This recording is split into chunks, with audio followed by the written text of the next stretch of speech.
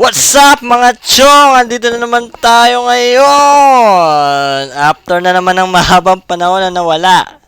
Anak ng wedding kasi nasira ang PC natin. Kailan pa tayo, kailan sana tayo nagsisimula na uli, no?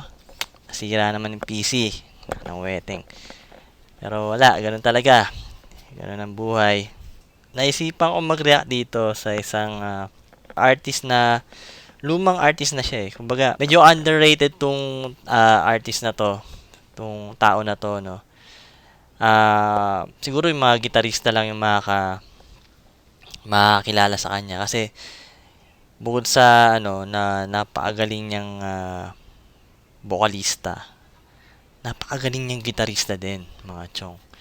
Kumbaga, meron ako dating isang katrabaho na ah, medyo nagbabanding kami about sa mga gitara kasi gitarista din siya tapos artist din siya. Anak siya ng taga Mancha ni Amorsolo. Pag sinabing taga Mancha ka ni Amorsolo, ang sabi niya sa akin yung sabi ng anak sa akin, ang kwento. Yung tatay daw niya ang nagsisimula ng painting ni Amorsolo. Kasi parang tinuruan ni Amorsolo yung tatay niya magpinta. So parang siya yung mentor. Si Amorsolo yung mentor. Tapos, yung tatay niya naging taga-Mancha ni Amorsolo. So, ibig sabihin ng taga-Mancha is, siya yung magsisimula ng outline. Tapos, pag, halimbawa, nakita ni Amorsolo na, sige, okay na yan. Tutuloy na ni Amorsolo yun. Siya na yung magtatapos. Pero yung simula, yung tatay niya yung gumagawa ng outline. Parang ganun. Yun yung pagkakakwento niya sa akin. Ewan ko lang kung totoo ha. Pero sa tingin ko, legit naman siya. Pero yun nga, lumalayo tayo sa original topic natin. Ito, kaya ako nabalikan tong artist na to dahil din sa kanya kasi sa gitara nga, 'di ba? Magaling kasi tong gitarista na to, tsaka songwriter. Ang pangalan niya ay si Paul Sapiera. Ngayon, itong si Paul Sapiera, dati na namin nag-uusapan nung office mate ko. Kumbaga parang underrated siyang artist dito sa Pilipinas. Tapos di ko pa kilala na yung pangalan niya. Di ko kilala siya sa pangalan eh. Kilala ko siya sa sa kanta, yung kantang Parting Time. Tama, siya yung kumanta ng Parting Time, yung bandang Rockstar, yung I Remember the Day When You Here With Me, yung ganong kanta. Siya yun. Ngayon, this past few months, na-discover ko na meron pala siyang sariling YouTube channel, si Mr. Paul Sapiera. So, parang nagulat ako, nakita ko, naglalabas pala ulit ito ng parang comeback. Kasi, di ba, wala tayong narinig sa kanya sa Pilipinas eh. Kumbaga, ang huling rinig natin sa kanya, yung Parting Time, tsaka yung kantang ano pa ba eh. Yung mga hit song nila, parang, basta may Tagalog pa siyang kanta eh, na hit din. Mahal pa rin kita. Ba? Tama ba? Mahal pa rin kita o giliw ko. Ayun. To cut the story short, no. Binalikan ko yung mga videos niya kasi meron siya doon mga videos na parang nagbibigay siya ng mga tips sa gitarista kung paano niya ginawa yung lead ng Parting Time kasi sa mga gitarista ang ganda talaga ang ganda nung pagkakalapat nung na yun nung solo na yun yung lead part niya sobrang ganda. Kumbaga parang pag pinakinggan mo parang foreign kasi yung boses niya foreign, tunog foreign. Yung areglo tunog foreign, tapos yung lead, 'di ba? Tunog foreign din eh. Yung tone, importante sa gitarista yung mga tone. Yung tone ng gitara. Pala kung hindi kayo pamilyar. Importante sa yun sa isang gitarista yung tone ng gitara mo, yung paano ka magtimpla, kung paano ka magpatunog sa gitara mo. Yun importante yun sa amin. At yun nga, medyo sorry kung medyo nawawala ako sa medyo focus kasi ang dami kasi impormasyon tapos gusto kong i-crumple up sa isang video lang. Kasi sobrang dami nangyari nung mga past few days. Tapos sira yung PC ko, wala akong magawa. So parang ang dami lumalabas sa mga video na gusto kong gawa ng reaction pero hindi ko magawa. Tapos ito, aminin ko, napanood ko na to. Pero, kaya ako gustong panoorin ulit ito kasi may revelation dito si Mr. Paul Sapiera na nagulat ako na hindi ko akalain na basta ayokong sabihin agad kung ano yun eh. Samahan niyo ako para na panoorin itong video niya. Ayun nga pala, tuloy ko lang yung kwento So yun, pinapanood ko yung mga videos niya, no, yung mga how to do the solo lick or the solo of parting time, the solo of ganito ganyan yung mga kanta niya. Marami siyang mga video ng bago niyang materials. Tapos, eto na. Pupunta tayo sa mismong tumbok ng storya ko kung bakit ko papanoorin to ulit kasama kayo. Kasi itong title nitong video na to, ang title is sa wakas inamin din ni Paul kung anong nangyari kung bakit siya umalis sa grupong Rockstar. 'Di ba? Tapos ayun, kaya nga, gaya nga nasabi ko kanina, hindi ko muna i-divulge yung or sasabihin yung surprise na revelation dito. Panoorin na lang muna natin kung ano talaga kung ano kung bakit ako parang na-clickbait ako dito sort of speak kasi na-intriga ako dun sa ba't nga pala siya umalis sa banda niya, 'di ba? Kaya panoorin natin. Hindi ko na masyado papahabain yung kwento ko. Na-excite na rin ako Gusto ko na rin mag-react dito talaga okay. Setup muna natin Ito, nga pala, panibagong setup na nakakainis Kaya ang dami ko na namang sinetup maigi. Okay, so yan, tuloy na natin. Hi guys, hope you guys are having a wonderful day or night wherever you are in the world. Paul here. On this video, I'd just like to talk about certain questions that I've been receiving for quite some time now. It's about my old band. The band that recorded Mahal Pa Rin Kita and Parting Time. You know the name of the band that I'm talking about, right? There's been many questions like, why did you leave? Why did you leave the country? Why did you leave the band? Questions like that. What happened? Were you guys not getting along? Or are you coming back to Philippines? Are you gonna go back to the Philippine music industry? Questions like these. Well, it's a pretty long story. Okay? I'm gonna answer them one by one. Okay, the first question. What happened to the band? I'm gonna name the band the Parting Time Band, okay? I'm not gonna name the name because you guys already know that I do not like the name. That's why we changed the name to Arcasia. Ayun. Okay, because as far as the Western people are concerned, Ayun, kaya pala iniba nila yung pangalan nila. Naging Arcasia nga sila nung 90s.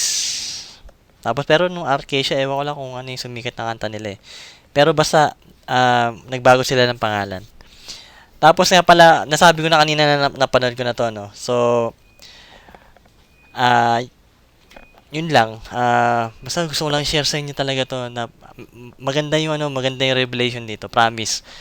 Samahan niyo akong manood hanggang dulo, okay. Ano lang naman to, saglit lang naman tong video na to. Tuloy tayo.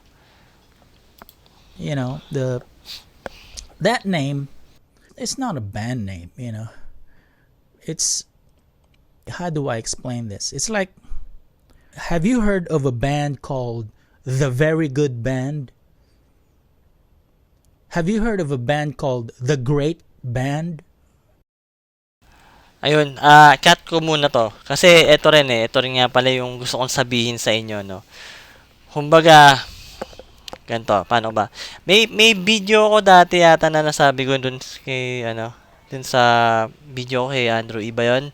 yung rap star, 'di ba? May sinabi siya doon na rap star. Parang ganon, rap star.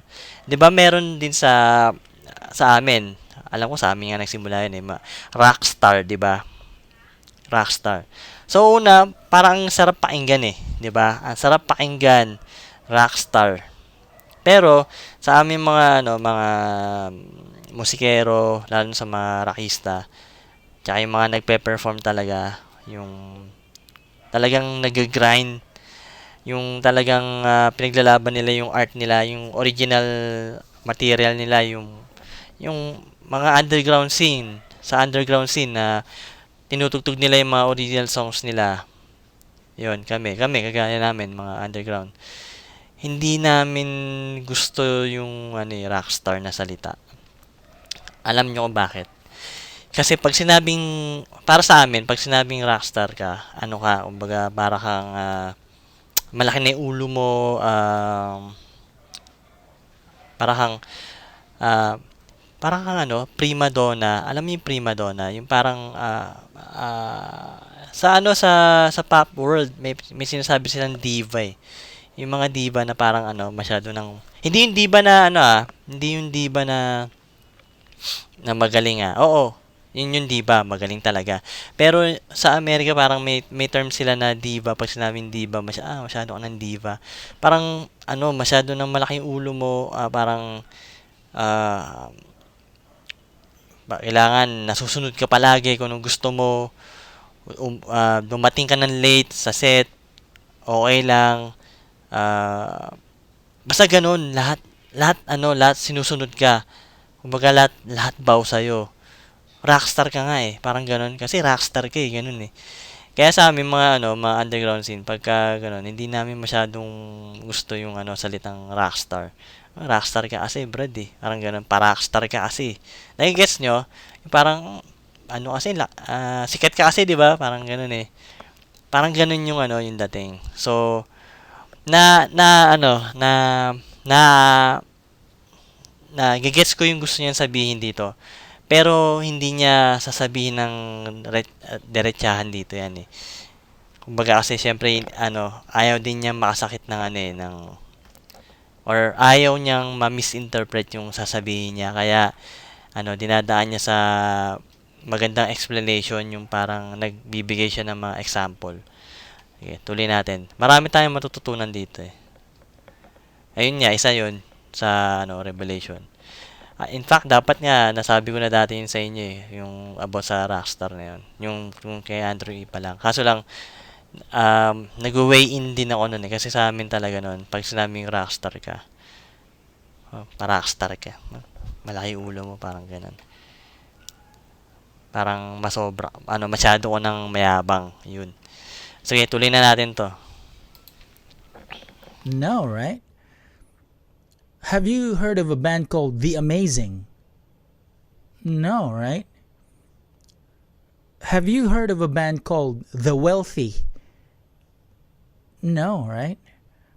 Have you heard of a band called The One and Only? Those are not names. Those are adjectives. Those are the things you say before or after a name.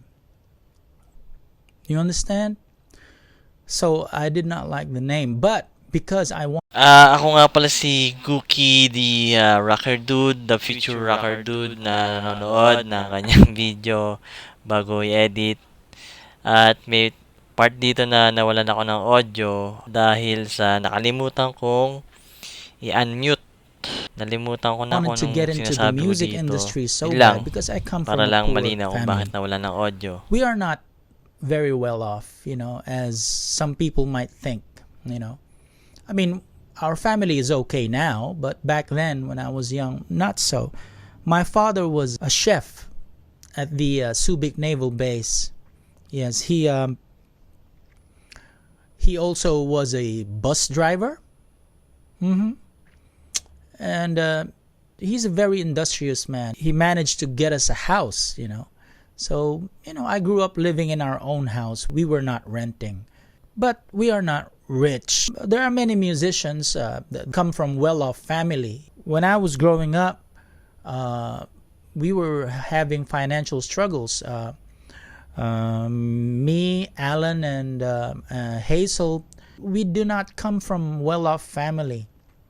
You know, Norman and Rodell were doing better. Their families were a little bit better off compared to ours, compared to me and Alan and Hazel. Now, when I wanted to get into the industry, when I wanted to get signed up, I went to Manila and presented my demos to various record labels, right? But I did not get anybody's attention. So during those days, it was a cassette tape, right? So I went there and presented my demo to Viva, OctoArts, ABS-CBN, to Warner, MCA Universal. I presented my demo tape to these, Vicor Records. So I couldn't get in. My first recording experience in a recording studio was with a band based in Olongapo City that was Norman Kimson's band before. The band was called Jukebox, and they were signed up with ABS-CBN. And their first album made a gold record award, and their second album I was included. So Norman Familiar ako dun and Jong napapanood ko na Azores yun dati. got me in. They were basically the controllers of the band, because Norman and Jong were the songwriters of the band, the Jukebox. And I got to join the band, and that was my first experience in a recording studio in Manila. Yeah, it was great. And then time went on. I wanted to do my own thing, So I kept presenting demos and all that, but I wasn't getting any attention. There was a time that in 1990, I went to Japan as an overseas contract worker as a musician. We were playing in bars and pubs there in Japan. And then there I met Rosano de Jesus. He's our bass player in Japan. Me and him did not really play together, but we worked for the same company. We had 4 or 5 bands playing for that same company, and we're all friends, of course. So one of our bass players, within the 5 bands, one of the bass players was Rosano de Jesus. We call him Ross. So Ross and I became friends, of course. As time went on, Ross heard my demo. Ross started his own bar in Angeles, in the Fields. You call it the Fields. And then this place was full of bars, hooker bars, karaoke bars, you name it. There are some bars with live music there too. And Ross opened up a bar there, and his bar was very successful. And then he had this customer who always went to his bar. He and Ross became friends because they're both musicians, of course. So Ross called me up and said, "Hey, Paul, I know this guy. He's one of my regular customers in my bar. His name is Benny Saturno." And I'm like, "Okay, so what's up?" Well, Ang lupit. Ay na si Benny Saturno pala yun, no? Yeah, man. Siya pala yung naka-discover sa kanya. Lupit talaga ni Sir Benny. Tuloy natin. Ayun nga pala, tuloy ko lang kanina, no? So, yung sinasabi ko, may lamok eh. Pasensya na, may lamok. Ayun, yung sinasabi niya kanina na kaya nila binago yung pangalan nila kasi hindi nila trip yung Rockstar. Kasi nga, hindi naman kasi siya, pangalan talaga eh. Parang, more of an adjective eh. Hindi siya noun, hindi siya verb. Baga, adjective siya na parang, yun yan, sinasabi ko kanina, rockstar ka kasi. Ganun. Hindi siya, tsaka, humble din, malamang to, humble din siya. Kaya parang, yung masabi na rockstar siya or something, or rockstar sila, masyadong, mabigat, di ba? Pag sinabing, uy, rockstar kayo. Pag sinabing star ka na, tapos medyo nagsisimula pa lang kayo, parang, di ba, iba yung dating, parang sobrang, bigat dalhin kasi nagsisimula pa lang kayo pero pangalan nyo mabigat na, rockstar na, yung parang medyo ironic, 'di ba? Nagsisimula pa lang kayo pero rockstar na kayo agad. Nagets nyo?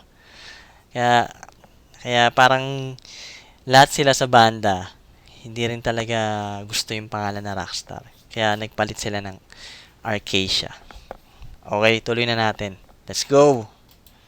I gave him your demo tape, and I think he's interested. Well, why? What is he? Well, he's very connected in the business. He's he has produced many records. He's basically a producer. He can represent you to get in the music industry. I'm like, wow, interesting. So Ross set up a meeting.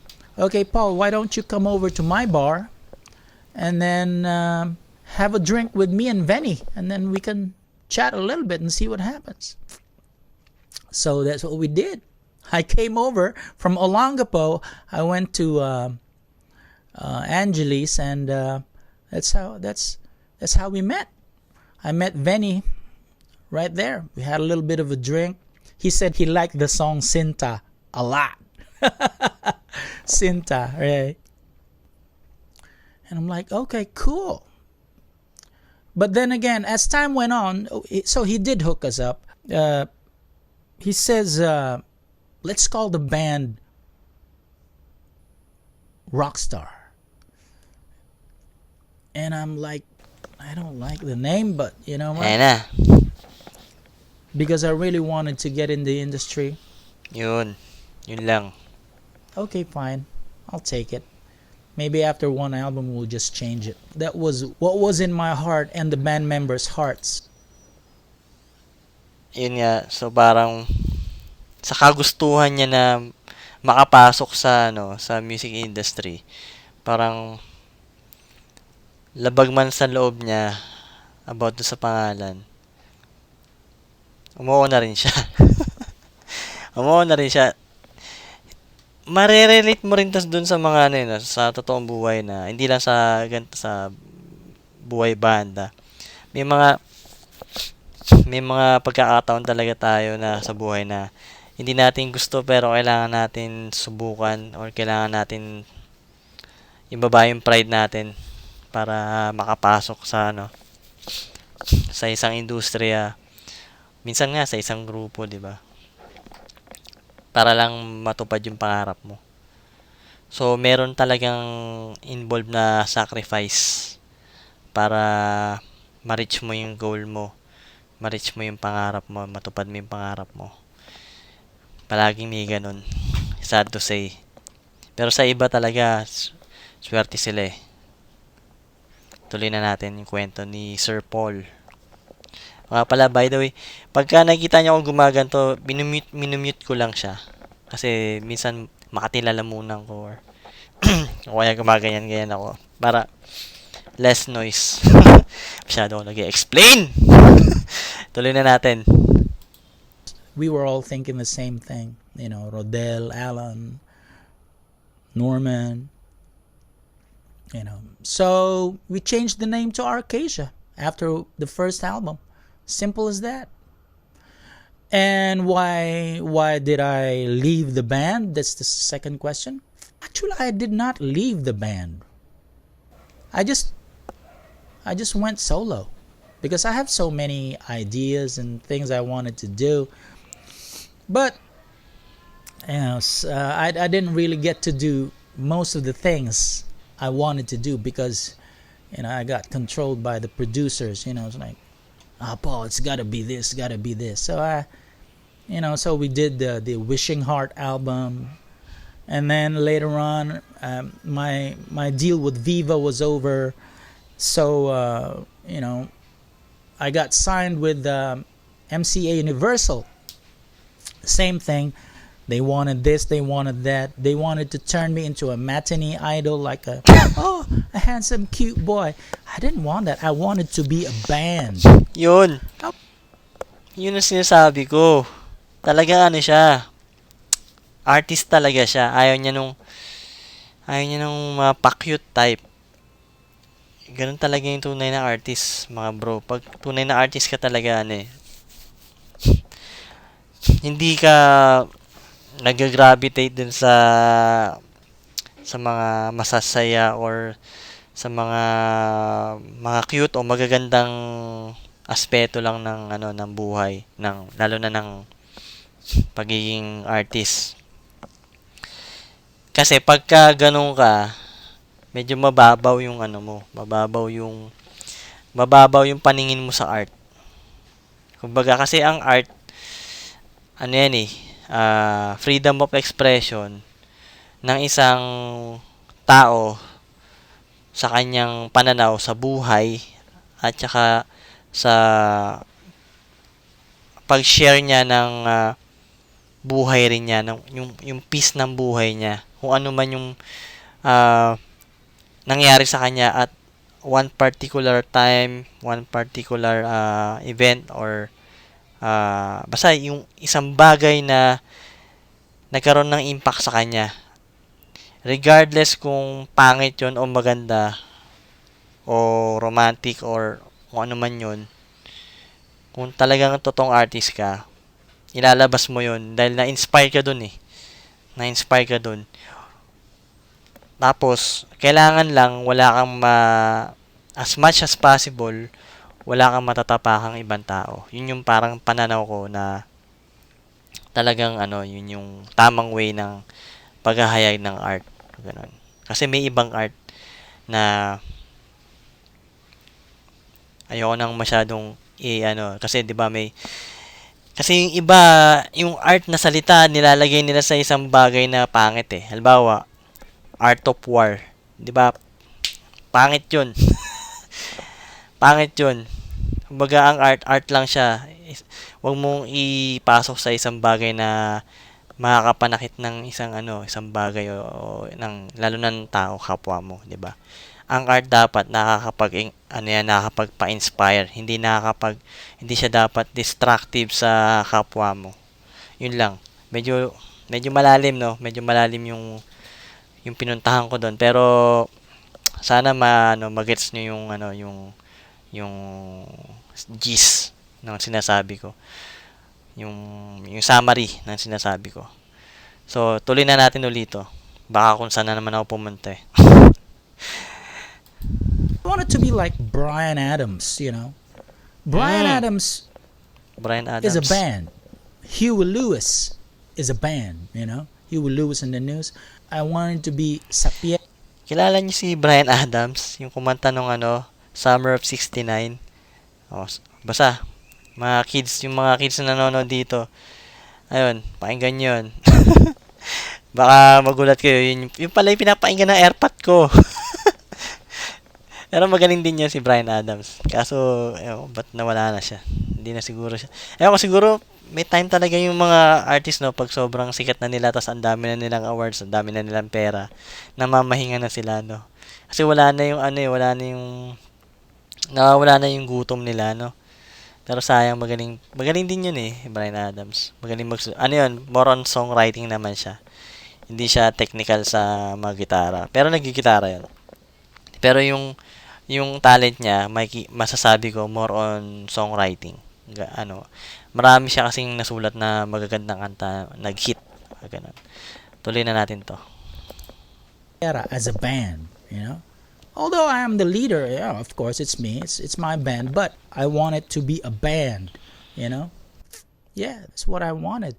And then every time we went on TV, you know, I keep telling the producers, "Hey, I need to have a drummer with me and a bassist and a keyboard player next to me every time we go on TV." But the producer's saying, "No, just you with the microphone. That's it." And I'm Yun, like, yun lang. I went on TV. Yun lang ang pangit doon, no. Napipilitan na siya kasi gawin yung pinapagawa sa kanya ng producer ng record company nila. Kasi nga gaya ng sabi niya kanina, ginugroom siya papunta dun sa matinee idol na artist, which is wala sa puso niya. Kumbaga hindi niya hindi niya agenda yun eh. Tsaka hindi niya forte yun. Kumbaga pumasok siya dun sa mundo ng art, which is mundo ng music. 'Di ba art naman ng music. So, pumasok siya doon sa pagiging musikero, hindi dahil para magpa-cute, hindi para magpalaglag ng panty ng ano, 'di ba? Although ano 'yun? Although ano 'yun, paano ba sasabihin 'to?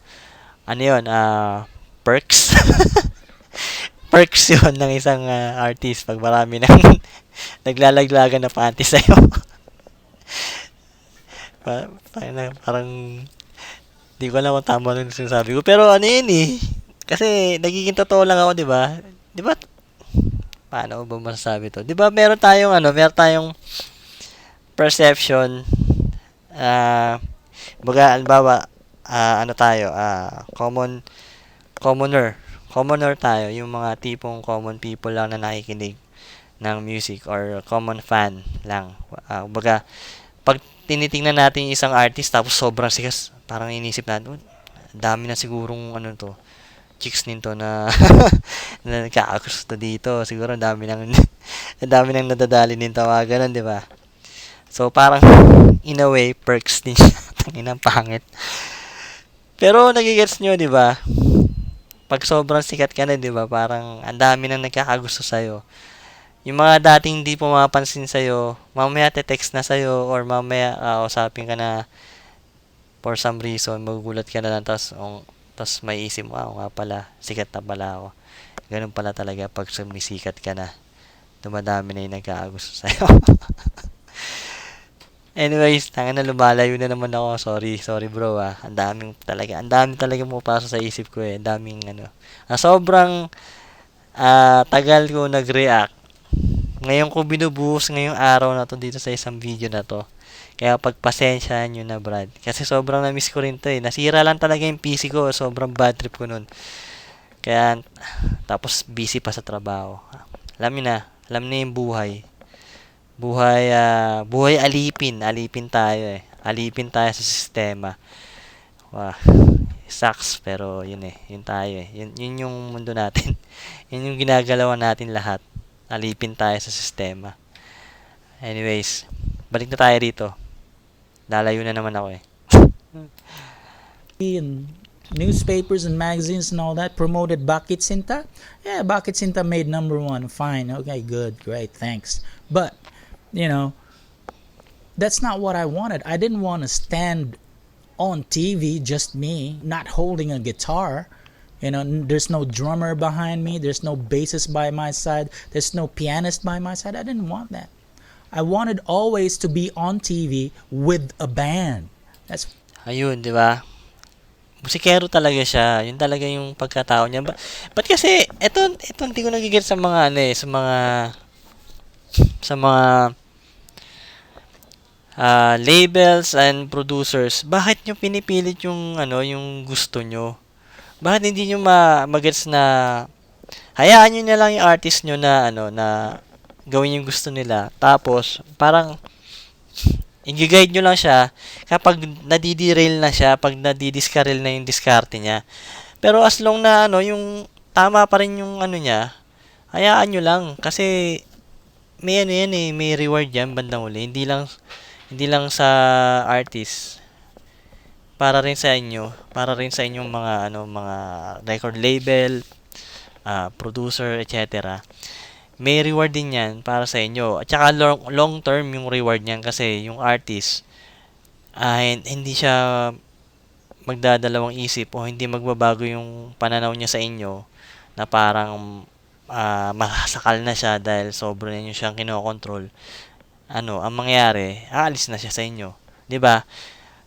Ang sinasabi kong long term dito, yung pagstay ng artist sa inyo. So hindi kayo mawawalan ng mga quality artists. 'Di ba? Sana alagaan niyo yung mga artists, hindi yung masyado yung kinokontrol. Yun lang yung ano. Yun lang. Yun kasi palagi yung ano eh, yung palaging kwento, palaging bad ending ng kwento ng isang artist. Pag masyado nang kinokontrol, ganito nangyari, umaalis, o kaya, yan, nasisira yung banda nila, nasisira yung grupo nila, lalo na pagka nagkaroon na ng involvement sa pera, yung hatian, ganyan, bla bla bla, yan. Ayoko na uling humaba yung storya dahil may pupuntahan na naman ako, may naiisip na naman ako na recently din nangyari na ayoko kung alam kung aware kayo dun sa may isang vocalista na ayoko na sabihin, RIP na lang sa kanya, boss. Tuloy na natin to. what I wanted. But the producers, you know, they keep saying, no, no, no, just you and the microphone. That's it. And I'm like, is this gonna be my image? I didn't want to be like this, so I got an offer to play overseas again, you know, Ayun. and this time it's the overseas offer was by a Filipino bar owner in Dubai, and he's such a nice guy. His name was Santi, so I took that offer. I'm like, sorry Philippines, sorry fans, I gotta go.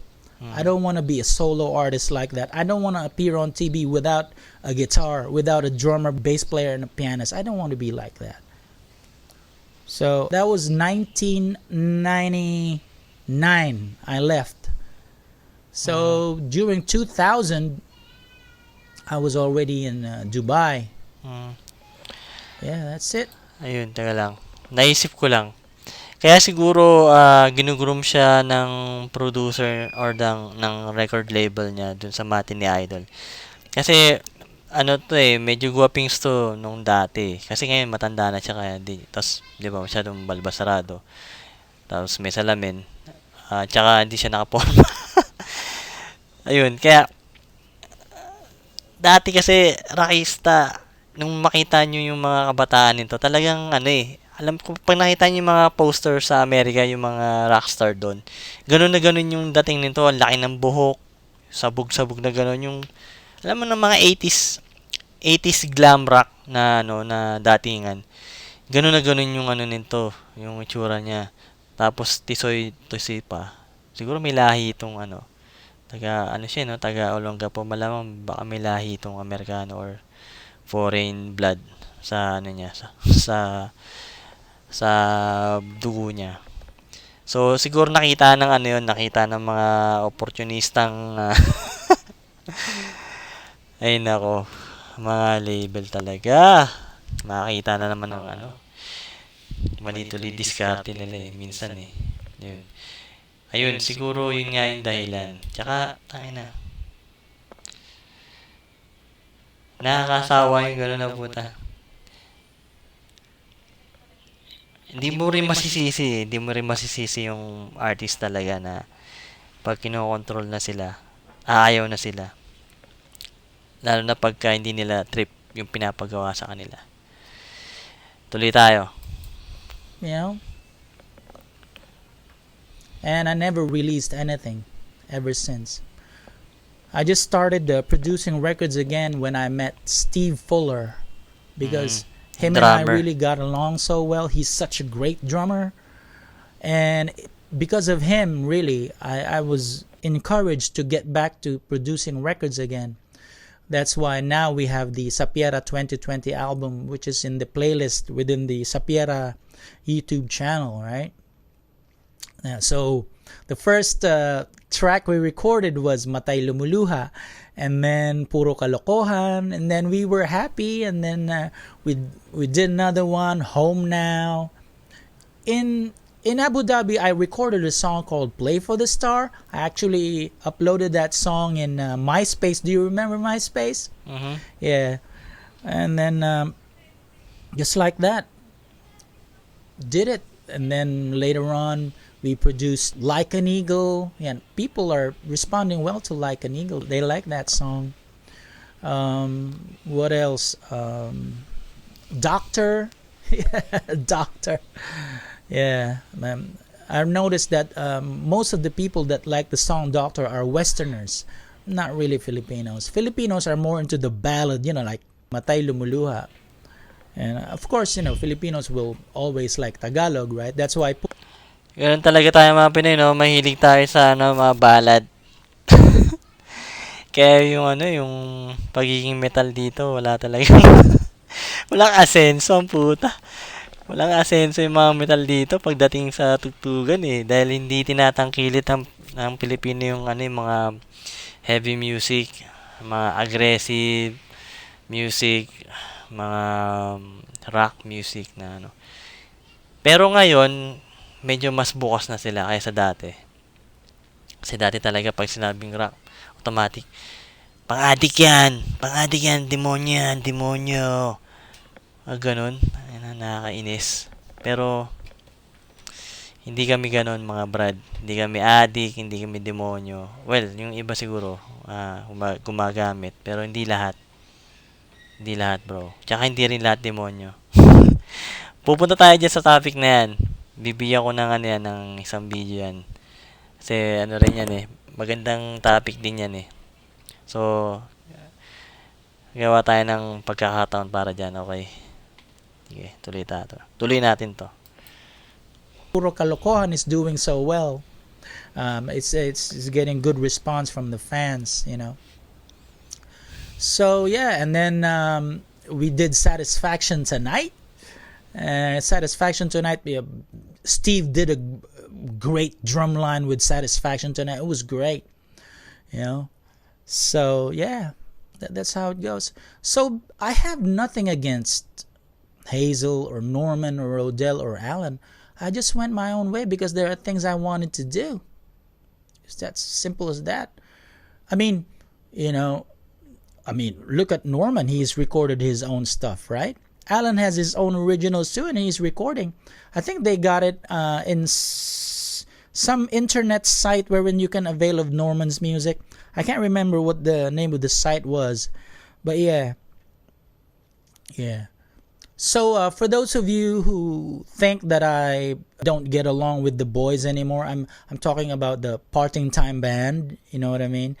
No, we are friends. We're great. You know, we text each other. We say hello. You know, kids are growing up now. You know, and now I got my son Easy Mill. Whoa! He's in the rap world. You know, he's got a lot. Ito na yan bro, ito na yan.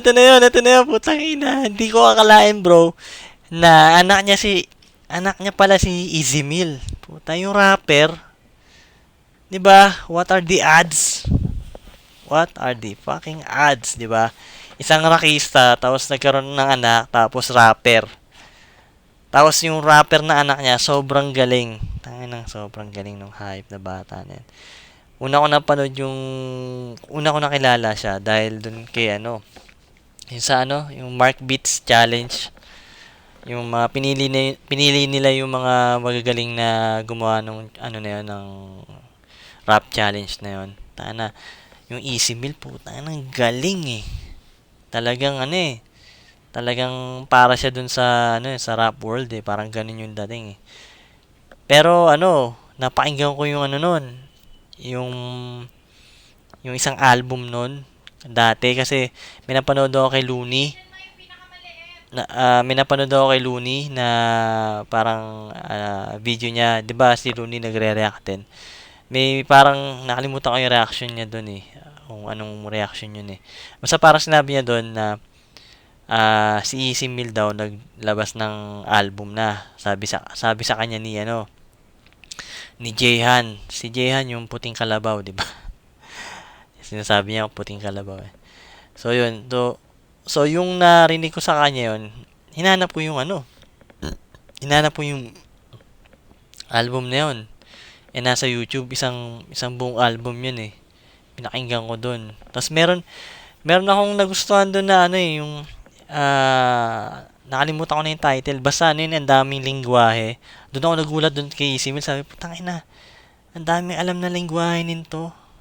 Akala ko Pinoy tsaka lang, parang Tagalog English lang kasi yun agad yung unang sa utak mo eh. Dahil syempre, Filipino, 'di ba? So Tagalog English lang eh. So yun pala, lumaki talaga siya rito sa Pinas. So naging biyasa siya dun sa saltang Ilocano, tapos marunong din siya mag-Spanish. So parang di ko alam kung anong lahi ng batang yun eh.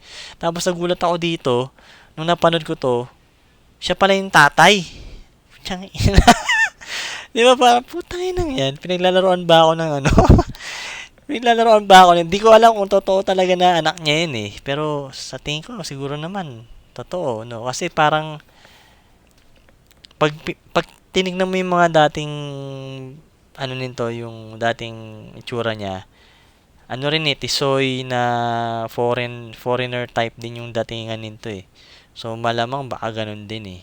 Tapos siguro yung half nung mukha ni Easy Mill yung sa nanay niya. Baka yung nanay niya yun, no, foreigner na siguro Latino or kasi marunong siya mag-Spanish eh. So parang baka Latina yung nanay niya. Hindi ko alam.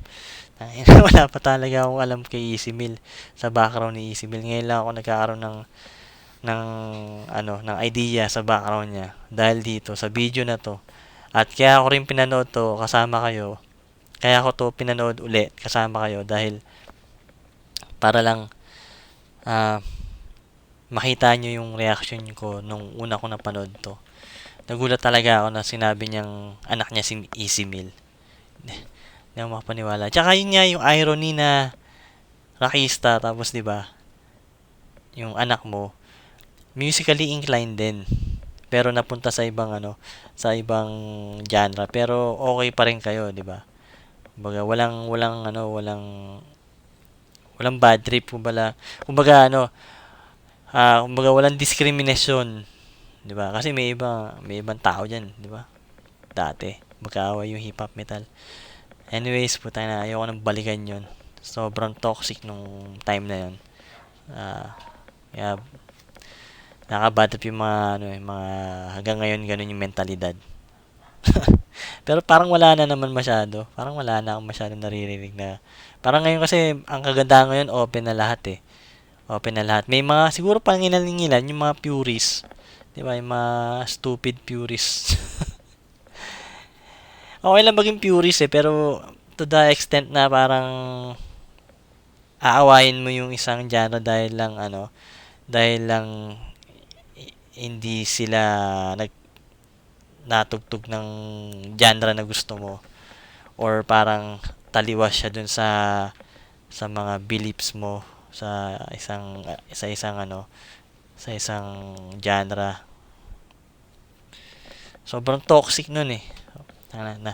Medyo nahihilo na ako kaka-explain na. Ganito talaga pag puyat din eh. Halong puyat din to eh. Putang na. Hirap talaga sa trabaho pag puyat palagi. Puta. Ayun. Ano ba? Sabihin ko. Tuloy-uli natin to. Baka tayo ng isang impormasyon uli. So, anak niya daw si Easy Mill. Tuloy natin. A lot of fans in the rap world, and like when he does his rap thing, he blows me away. Like, whoa, son, you're doing great. And our kids, me, Alan, Rodell, and Hazel, and Norman, our kids now are grown up. Time flies. I can't believe it's been 30 years already since we released the Parting Time album, you know? Yeah, time flies. There you go. I hope that clears everything up. And okay, one more question. So, Mr. Paul, are you coming back to Philippines? Of course, I always go to Philippines to see my mother, right? Mm-hmm. I just don't tell the people. I don't post it on Facebook or anything like that. You know, it's private. I want to see my mom. It's family, right? I mean, you know, I could be there right now if there's no COVID. It's just too much hassle to go, you know, stay in quarantine and all that, you know. So yeah, I do go to Philippines. I just don't do shows. I only stay 5 days, maybe 10 days, just to be with my mother, and then go back to Hong Kong again and gig. I've been living in Hong Kong for 17 years now. Yeah. Whoa. So, am I gonna get back together with the Parting Time band? Of course. Why not? Right? Say, for example, the COVID pandemic is over and things are back to normal, gigs are back to normal and all that. If there's a concert producer out there who hires us to do a show, we'll do it. Oh, yeah? If the money is right, right? Of course, it's about the money and the conditions, you know? Okay, guys, I hope that clarifies everything. I love Hazel and Rodell and Norman and Alan. I love the boys. I will love them forever. You know, it's just up to the concert producers if they're, you know, If there's money in it, why not, right? If there's money in it. Music is business. I love you guys. I know what you want. You want me to go back? Well, if you have rich friends, right? Mhm. Or politician friends, or friends that are concert promoters, go talk to them. Call them, email them, text them. Tell them, hey, please hire the Parting Time Band for a concert in our town, in our province, in our city. Please hire them. Go to them, talk to them. Find some rich guys out there, or somebody with connections or somebody who knows how to produce concerts, Or if you can organize a concert, you yourself can organize a concert, well, email me. My email is all over the YouTube channel. Just go to the About section. My email is right there. Email me. Yeah, we'll do it. If the price is right. Of course, right? And nothing would make me happier than to see you guys, right? The last time I did a show, Alam nyo, if the price is right, okay lang yun eh. Dapat lang yun sa mga artists, alam nyo. Kasi, para sa akin, parang hindi pinapahalaga ng Pilipinas or ng Pilipino ang mga homegrown artist nila. Real talk yun, Brad. Real talk. Kasi, pag ano ka rito, pag artist ka rito, sobrang hirap eh. Lalo na, ayan, mga banda-banda. Diba, ang hirap. Ang hirap ng buhay. Hindi ka makakabuhay ng pamilya, sinasabi nga nila, diba? Hindi ka makakabuhay ng pamilya. Ayan, banda-banda. Banda-banda ka lang. Hindi ka makakabuhay ng pamilya dyan. Wala kang future. Tapos, halimbawa, napunta ka pa kagaya sa amin. Yung tugtugan namin is heavy. Good luck kung makabuhay ka ng... Good luck nga kung mabuhay mo sarili mo eh. Doing heavy music. Unang-una, walang nagbabayad. Walang nagbabayad sa inyo. Waga nagigig kayo sa mga underground shows, pero lahat yun, lahat yung walang bayad. Minsan kayo pa nagbabayad. May time pa, nagkaroon pa ng time dati na yung tinatawag nila na na pay to play. Sobrang bad trip nun. Pay to play. Para ka lang makatugtog sa isang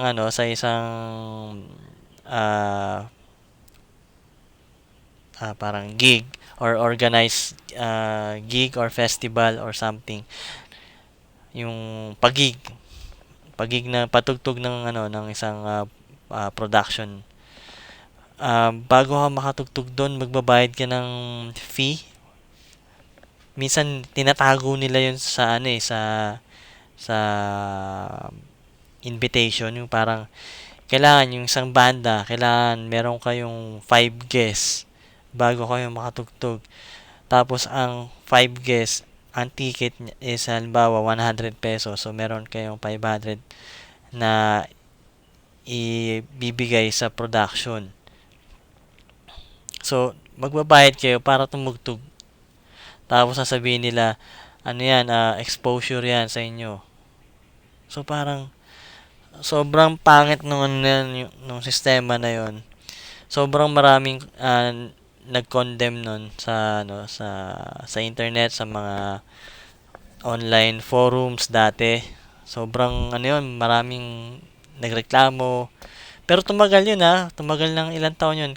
Kasi nagsisimula ako, ganun na yung sistema sa underground. 2000, siguro 99. Nagsimula ako 99, tapos 2000. Teka lang, nagsimula ako mag-gig sa underground mga 99, 2000. Parang ganun yun yung papunta ng 2000. Parang mga last quarter ng 99. Ganun. Tapos ganun yung sistema. Kaya tuloy kami, ang nangyayari sa amin, nagsimula rin kami sa sa mga contest, mga band contest. Yun, may rin yun, may bayad din yun. Kasi registration fee naman yun. Pero yun, contest yun. Parang, alam mo yun, parang in a way, parang, ano eh, parang okay lang. Alam mo yun, parang kasing ano yun eh. Kumbaga parang paliksahan, bago ka makapasok, may registration fee, parang ganun. Parang, parang marami rin naman gumagawa ng ganun sa ibang aspeto ng mga paliksahan. Halimbawa, mga race. Kagaya ngayon, di ba, uso-uso yung mga bike ngayon, mga bike race. And by the way nga pala, magagawa rin ako ng ng video content about sa bike kasi gaya na sabi ko sa inyo, mahilig ako sa fixie, di ba? Meron akong fixie diyan eh, pero basta in the future 'yon. Yun nga. Ngayon uso-uso yung mga bike. Merong mga bike races ngayon. Ang dami. From north to south, di ba? Eh dito taga south ako, marami rito. Mga nagba-bike na every Sunday, magpupulong sila sa isang lugar na bakante, tapos tinatawag nila ng criterium race, yung crit race. Yun, bago ka makasali dun sa isang crit race, magbabayad ka ng 50 pesos, tapos parang yun yung registration fee, tapos makasali ka na. Tapos pag nanalo ka, depende sa usapan eh, pero parang ang alam ko, malaking portion ng pera sa'yo mapupunta. Tapos hahatiin niya tayo from first, second, third. Parang ganun. Tapos syempre bragging rights kasi natalo mo lahat ng ng competition mo. So yun, saan na ba ako? Puta na, nawawala na tuloy ako. So yun yung pera sa pagiging artist. Importante rin. Kumbaga, huwag kayong magdamot na magbigay ng or sumuporta, magbigay ng suporta lalo sa mga underground artist. Kapag nakita niyo na may isang event tapos may fee para makapasok, bayaran nyo, suportahan nyo yung artist kasi ang sinusuportahan nyo doon hindi lang yung bar eh, hindi yung bar ang magkakat doon sa pera na yun. Yung bar owner, tapos yung production na nag-produce nung gig na yun.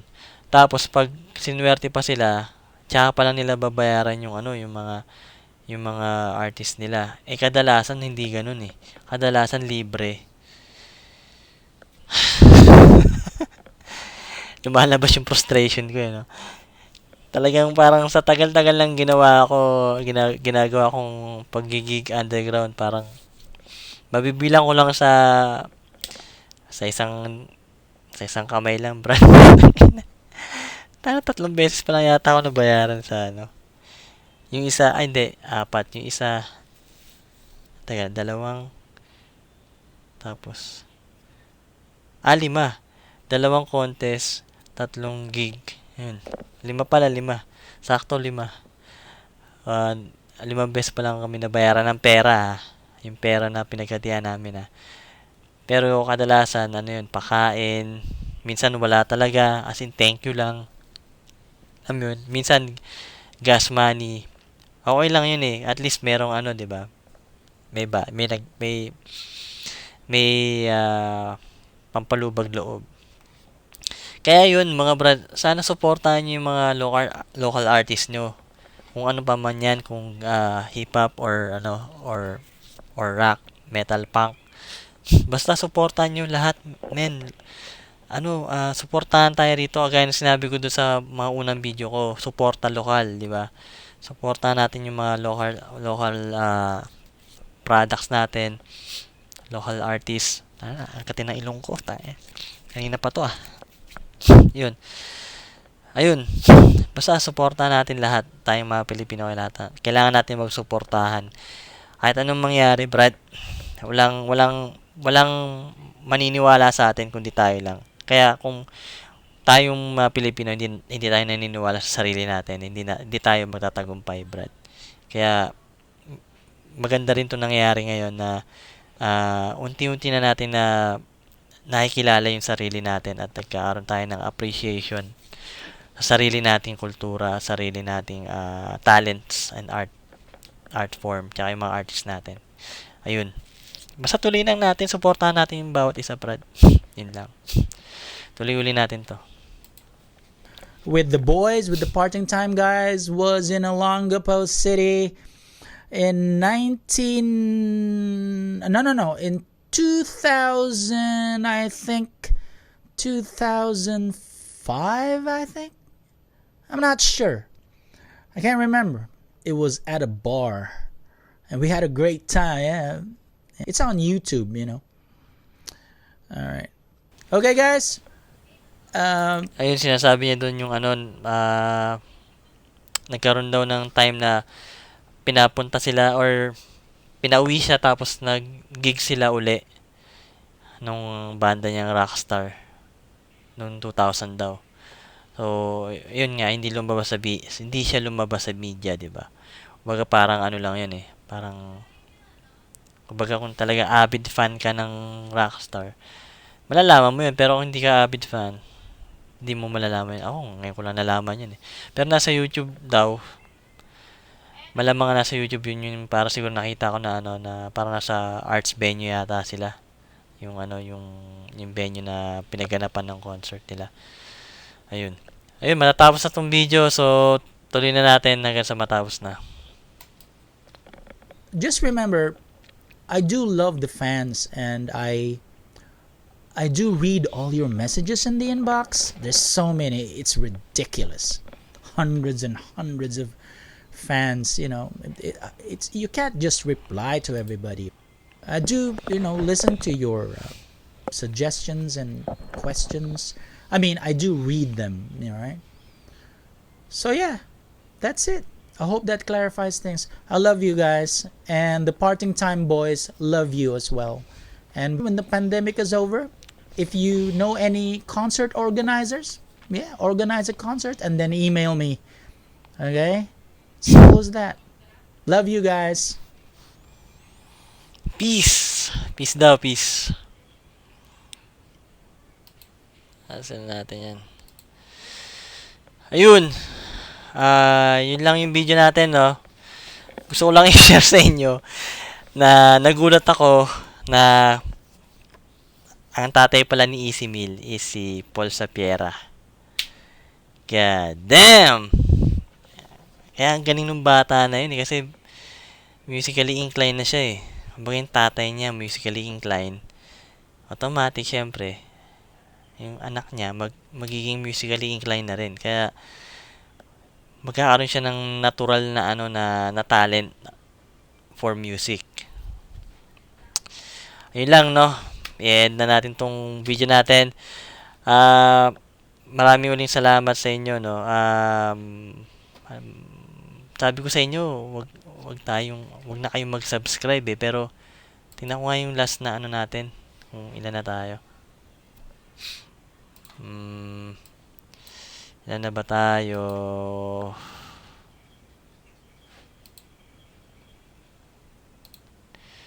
Ilan na ba?